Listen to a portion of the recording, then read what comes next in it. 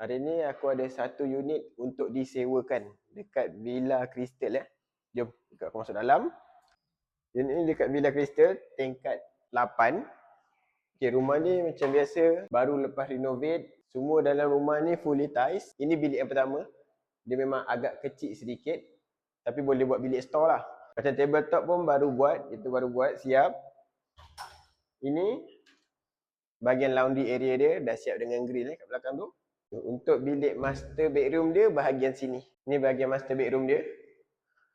Dah siap dengan mozaik semua dalam ni, jamban duduk. Ni bahagian living hall dia lah untuk korang tengok TV ke apa. Ini balcony.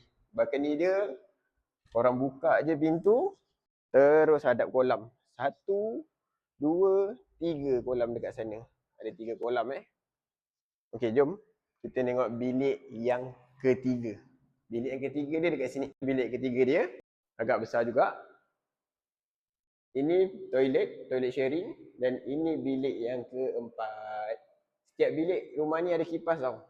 Kalau korang nak sewa, rumah ni cuma RM1,300 sahaja. Berminat? Boleh roger-roger. Ciao.